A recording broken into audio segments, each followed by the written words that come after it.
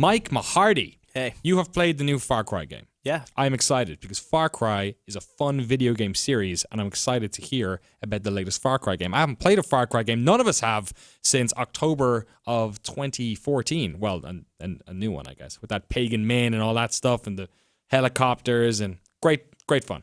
Yeah. All around great fun. Ride elephants. Yeah, What exactly. do you need? Why do you need any more? Just cut it off there. That's all there Feature is. list. Ride elephants. We can go home. Ride Elephant Simulator. Done. New Far Cry game. They announced it late last year. I want to know, first of all, kind of like the question a lot of people are asking, which is how much of a Ubisoft game is this? Is this very, very, very familiar, or is it actually breaking interesting new ground? It's very familiar, definitely. It's the Far Cry structure. You don't have to climb radio towers. You don't? No. That's my second question done. Yeah, Great. they erased that kind of tedious part of the games for 3 and 4 especially. But you do, it's the Far Cry structure, but of course, it's back in the Stone Age, 12,000 years ago. It's 10,000 BC. They really... Did I just say that right? 10,000? Yeah, 10,000 BC. I mean, I'm not going to fact check you. Yeah. I'm guessing. No, it is. Yeah. There's this thing at the very beginning, it counts back from 2016. Great. But it's the Far Cry structure, but they're doing enough interesting things that for the 4 hours I played. Like owls attacking people. Jesus. So in Far Cry 4, you could command that tiger when you go to the Shangri-La, dreamy sequences. They've taken that and made a whole progression tree out of the people have seen the Beastmaster abilities, and you can tame new animals, and they're pretty much your co-op companions. You can find a bear, you can ride them, which we did. We just weren't allowed to show. So that was tertiary stuff in Far Cry before. How much of this game involves actually having to do how much of the game involves you just working with animals? Very much working with and against. So it's almost like fighting other humans unless you're near a camp of the other tribes. It's almost entirely you versus tigers and jaguars and panthers and bears and oh my! There you go. I was waiting for it. Thank you. Nice. It's very, very focused on hunting and gathering. The way you upgrade your skills, it's kind of a new skin almost. You have this central village that you return to. Okay. Instead of these, 3 and 4 and 2, were just these outposts where you had armories and you could get supplies and rest and everything and get new missions. This is all mainly focused around your village, which you're upgrading. And in order to get new skills, you have these specialists, these characters you're recruiting out in the wilderness, and saying, "Hey, I have a safe cave. Come back here." Yeah. Hey, lone wanderer. Yeah. You want to come back? There's candy and everything. I'm not going to eat you or have sex with you, but what would you lure them in with back then? It wouldn't be candy. Fucking food, man. Just raw meat. There's a dead bear I haven't finished yet. Look how hard it is to live back then. What type of specialists are these? Because demolitions, sniper. No, one is communications, and you can set up like satellite relays and stuff. No, I'm kidding.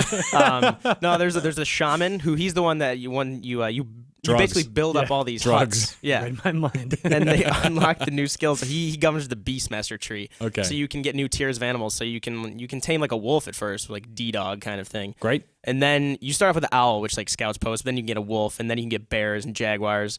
But you also get new attacks. You scout with your owl. You can later on get an attack where he just dive bombs someone and pecks their face off. Right. And you drop grenades as well. Yeah, you can drop beehive. You mean poop? No, like poop that explodes. It's very Metal Gear. He's you can scout from far away and then send in your animal to attack, and it's kind of go in stealthily with a bow. So are they kind of an extension of your? Because obviously this is a game without guns, right? So Samian Souza says, how different is it to play without a firearm? Are there any first-person combat mechanics, or are the animals an extension of you? They're very much an extension of you. You point to certain people and they'll attack them, or you can tell them to go somewhere. Taming them is a big thing, but they're also kind of defense. You have to heal them. But it is very different in terms of combat because you don't have a machine gun or a grenade launcher to fall back on. You have bow and arrow. Until they mod it on PC. Yeah, until they just make it Far Cry Primal 2026. Yeah. I don't know. It's a good year. Yeah. You get a club and spears. So you can either stab with the spears, which is a very direct forward attack, or throw them. Right. Which that's almost always a one-hit kill, but you only have 2 of them at first until you upgrade your capacity.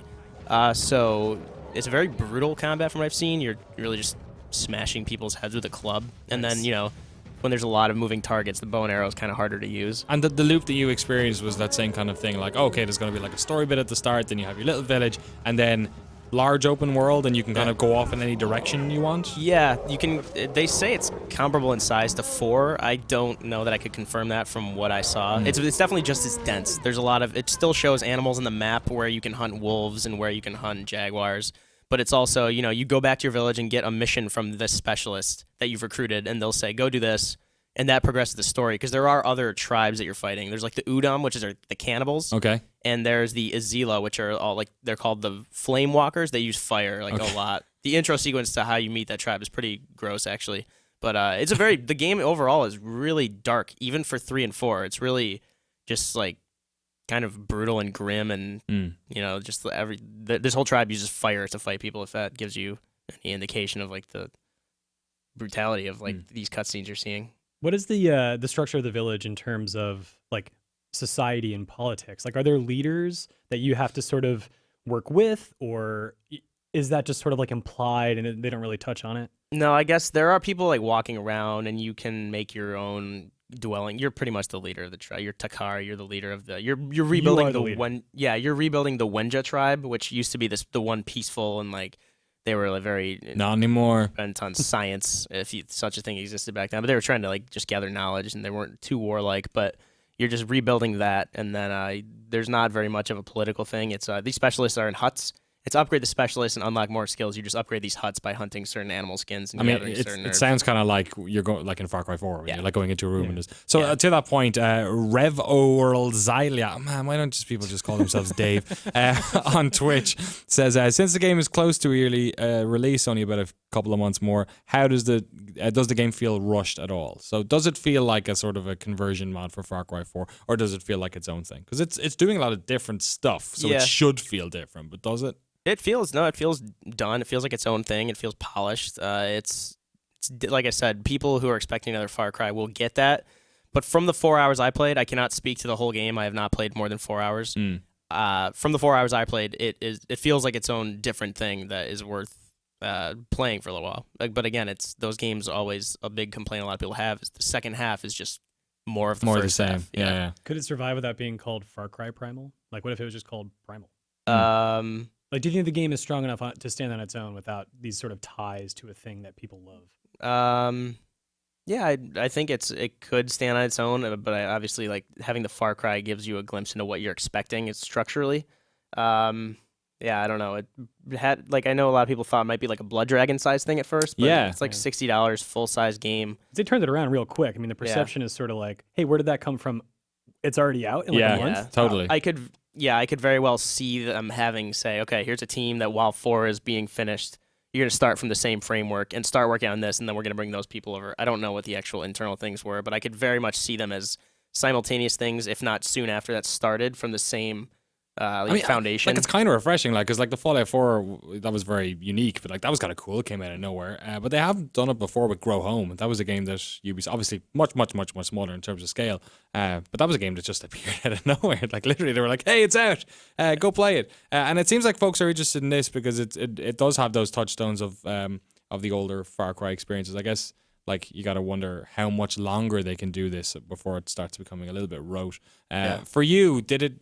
You played 4 hours, was it? Yeah, 3 hours of the intro sequences and how they're teaching you everything, and then a little bit open world, and then they jumped us to a point where we had a lot more beasts unlocked, a lot more abilities, and you meet the Azila tribe and you fight them. Hard to say, obviously, in that sort of situation. Did it feel? Were you interested to play more? Did it feel like it had legs? Was the going in and sort of double? What do you call those spears? Yeah. Was the double spearing? Was pincers. that fun?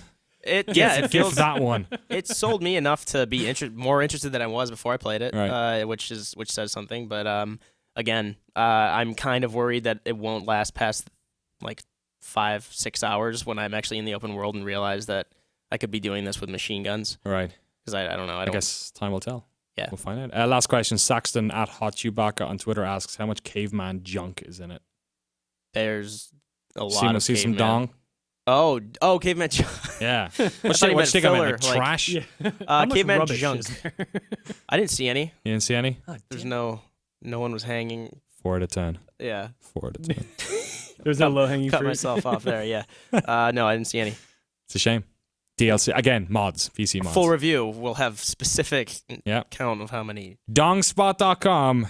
We got you covered. Mike Mahardy, thank you so much for talking to us about Far Cry Primal. Appreciate your time. Let us know what you think of Far Cry Primal. Are you excited for it? Is it a game that you're looking forward to this year? Are you a fan of the old Far Cry games, or is this one piquing your interest on its own? Let us know in the comments below. They're down there. They're down there. They're down there.